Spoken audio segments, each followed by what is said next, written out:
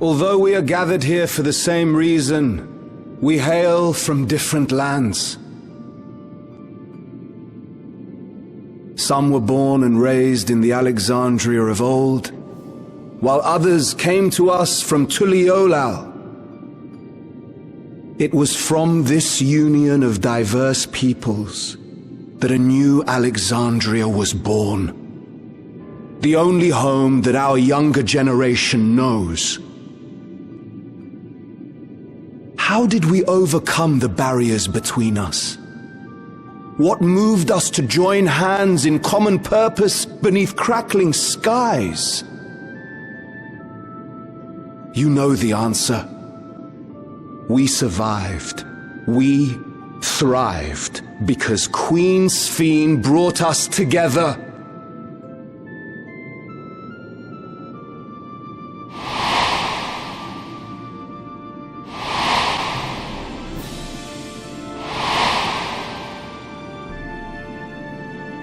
Inspired and encouraged by her boundless kindness, we strove to be better, for ourselves as well as those around us.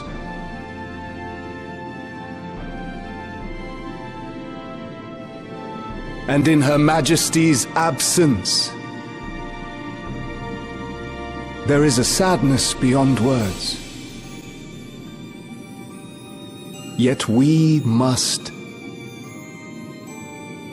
will remember her. Remember all the good that she has done for us. So let us pray, as the people of the Old Kingdom once did, for the peaceful repose of the departed. And let us keep our beloved Queen forever in our hearts, that her memory might guide us unto the morrow.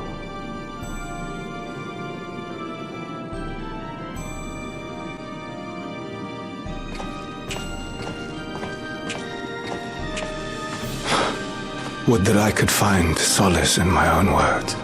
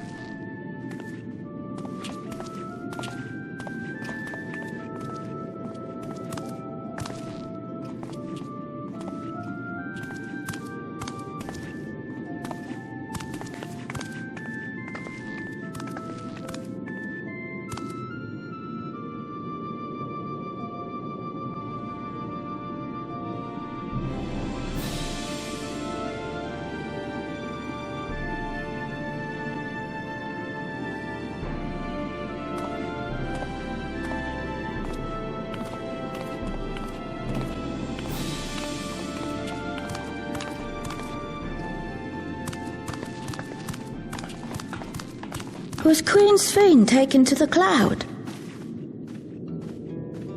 She must have been. To still remember her is strange, isn't it, darling? I miss her. She would always cheer me up when I was down. But even though I remember her, I'll never see her again. That doesn't make sense.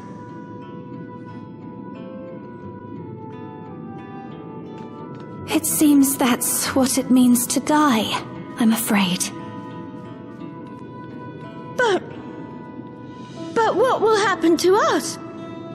Are we just going to be sad forever?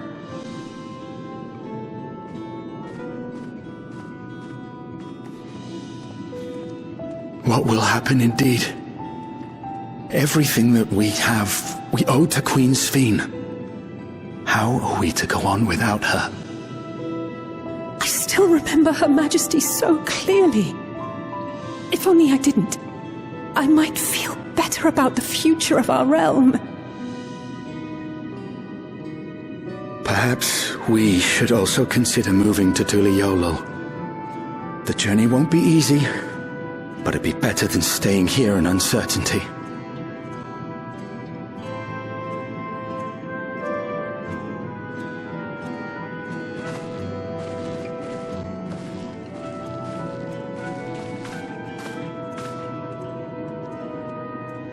In times like these, I take comfort in the beliefs of a Turali people called the Yokui. To them, death isn't the end. So long as we're remembered, we never truly die. It could be the same for Queen Sphene, you know? If you keep her alive in your hearts, she'll always be with you.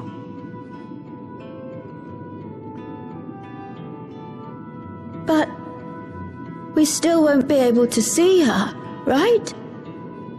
I don't want to think about that. I wish I could just forget instead of having to feel like this.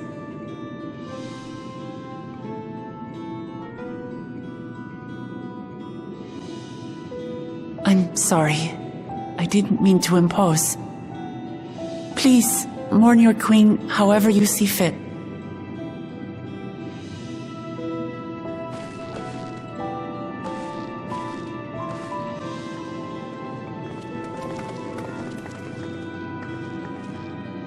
As expected, they struggle to come to terms with their loss. I hope they can find a way to move forward. It's not only grief that weighs on them, but worry for the future. Bereft of their queen, how will they proceed? True. But with that at least, we're not powerless to help. What is it, Gulool Ja? I was wondering, is it better to remember or forget someone when they're dead?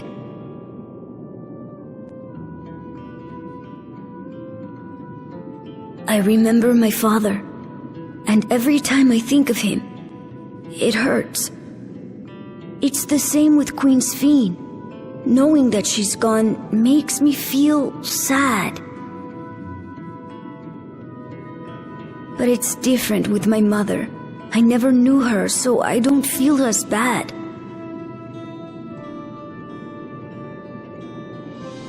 I want to remember my father, but maybe I'd be better off forgetting him. Gulool Ja. Why don't we continue this somewhere else?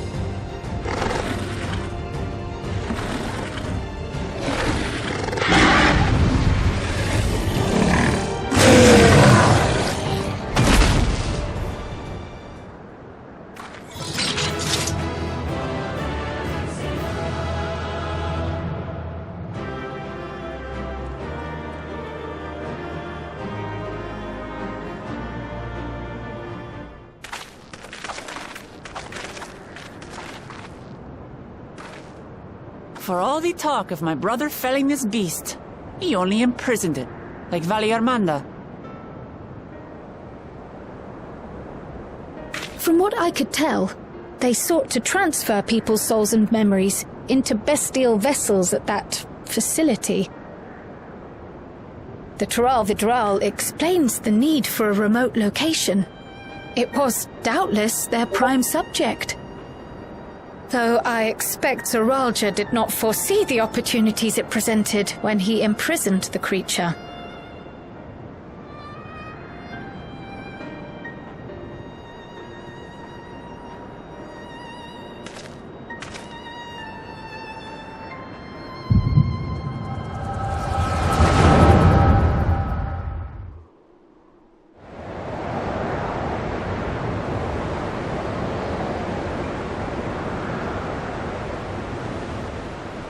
And so, in order to prevent the breakdown of the individual, I instead seek to transfer their soul into the body of the beast. This would allow one to wield the power of a Tural Vidral. In theory, our initial experiments will involve lesser creatures, but in time, I am confident we will be able to bring even the mightiest under our control. And what becomes of those who offer their souls? As they won't be able to return to their original forms, we must consider them lost. But the sacrifice will be worthwhile, for the army you stand to gain will far surpass any composed of mechanical soldiers.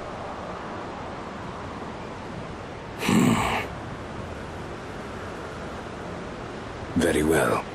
Recruit volunteers and begin at once. Thank you, Your Majesty.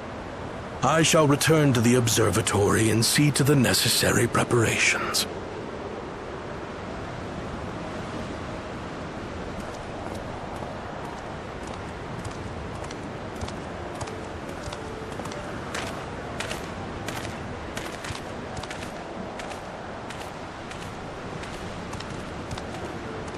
So, you've given him permission?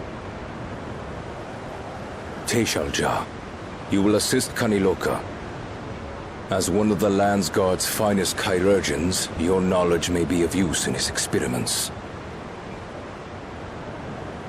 You will also watch him closely. In what you learn, you will report to me.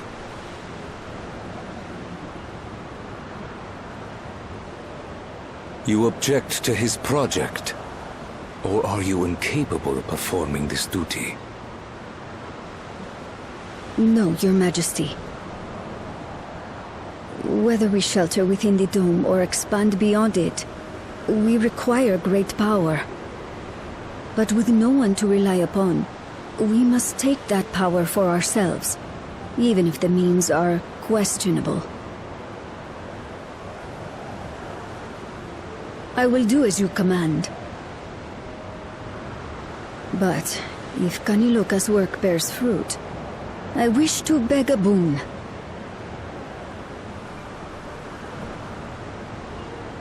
What do you desire? Something that I had accepted I would never have in Tuliyollal.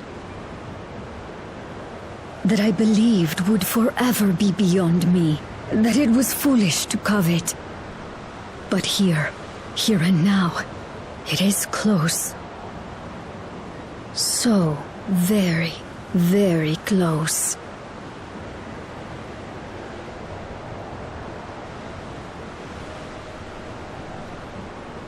Perform your duty to my satisfaction, and anything you desire is yours.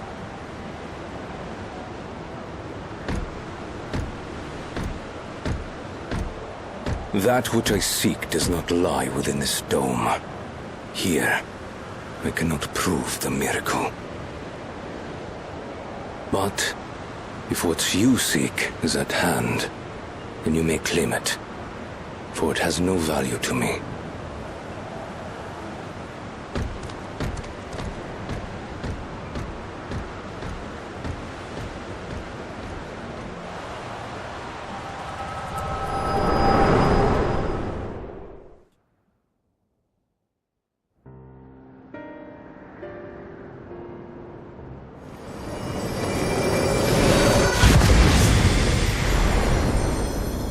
you alright?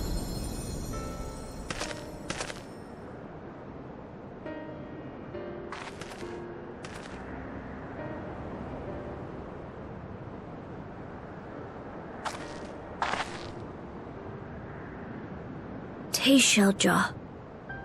Could she be my mother? Like the people in the outskirts said, few Mamulja lived in the Yasulani. I can't imagine many other Ubico women were trapped in the dome. That being the case, she could well be the one. This observatory Kanaloka returned to, could it not be part of the research facility? We might learn something about Teeshal Ja there. That's where we're going next then.